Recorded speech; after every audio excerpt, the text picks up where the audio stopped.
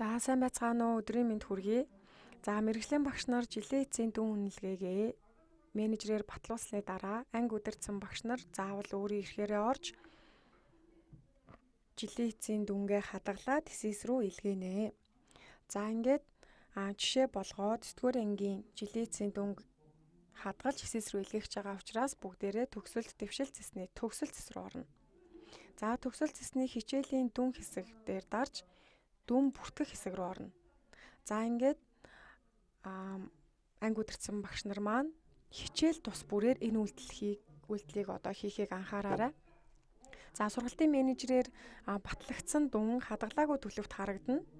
За хичээлийн дүн дээр бол дүн үнэлгээ харагдана. За ингээд анги удирдсан багш нар маань одоо судалгатгуун бүрээр тус бүрээр дүнгээ эхлээд хадгална. За хадгалсан тохиолдолд хадгалсан төлөвт харагдаад үүний дараагаар эсэс рүү илгээнэ. За энэ үйлдэлийг хичээл тус бүрээр буюу судалгатгуун тус бүрээр хийхийг анхаараарай.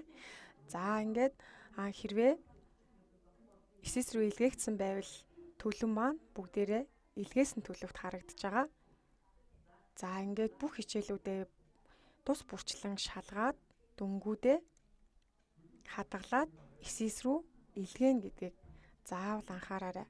За хэрвээ энэ чинь хичээлийн дүн байхгүй байвал төлөв хадгалагдаагүй байвал сургалтын менежер нар маань одоо батлаагүйд мэрэгжлийн багш нар маань дүнгээ илгээгүй байна гэсэн үг шүү. Тийм учраас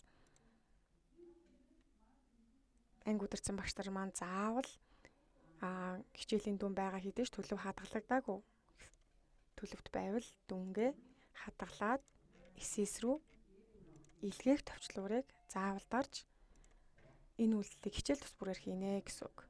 За ингээд энэ үйлдэлийг хийсний дараагаар одоо таны энэ нэгтгэл гэрээд болон нэгтгэл дүн хэсэг дээр танай ангийн одоо дүнгийн хавтгай судалгатгуун тус бүрээр хувь төвшин бүрээрээ ингэж гарч ирнэ гэсэн үг 2 дугаар хагас жил дээрээ.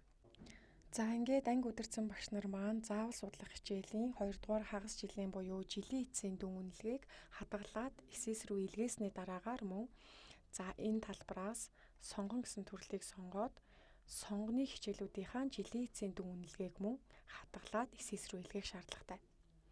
За эндээс сонгон гэсэн төрлийг сонгоход танаа сургуульд одоо орж байгаа нийт сонгоны хичээлүүд жагсаж гарч ирнэ.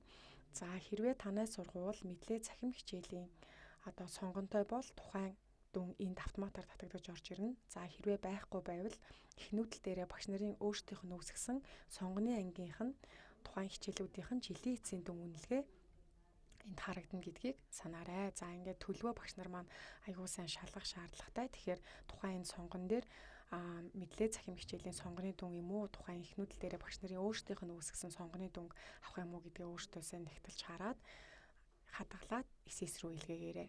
За анхаарал хандуулсанд баярлалаа.